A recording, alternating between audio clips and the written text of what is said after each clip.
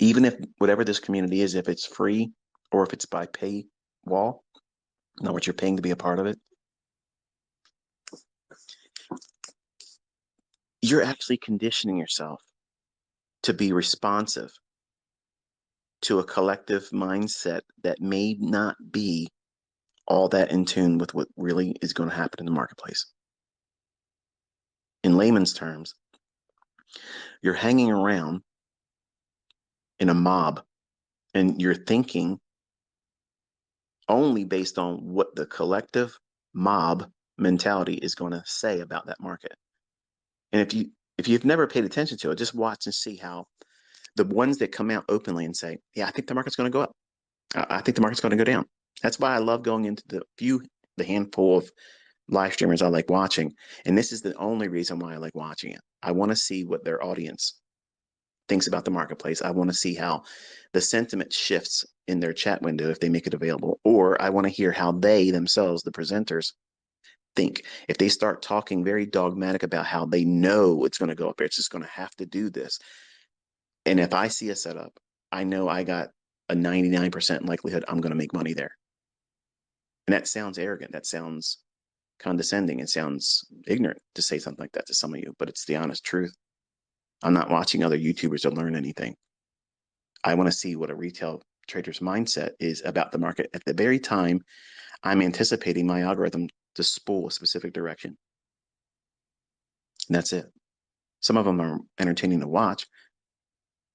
But if you're part of a community like that, or a Discord or Telegram or whatever it is that you're a part of, and you don't know how to trade, you don't have a model, you don't know what you're doing, the absolute worst thing you could ever do to stifle your proper development is to be part of a group of people that are going to inspire you to do things many times after the fact. Everybody in the room will come to the consensus that, oh yeah, this market's going up after it starts running. I'm not saying there won't be rock stars amongst the community that generally get it right here and there. But what you're actually doing is you're conditioning yourself and building the wrong kind of experience.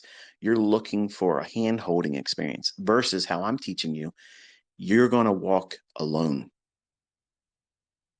And it sounds scary in the beginning. It sounds intimidating. And that's why I share when we do Twitter commentary, or I'll share my analysis beforehand on market reviews. I'll say, I think it's going to go here. I'm lending you my experience in the best way I can, because that way you can submit to that idea, go into the charts and study with that idea in mind, not listening to a bunch of chatter from people that may not even know how to trade, or they themselves are reacting to price and feeling impulsive. You don't know these people. You don't know what they've done. You don't know if they're really taking a trade. You don't know if they've been taking 15 trades before they even open their mouth up in these communities and they're in severe drawdown. And they just want to feel right inside by calling it publicly, but never divulging that they just went into serious drawdown or blown their account or their funded account or failed their combine.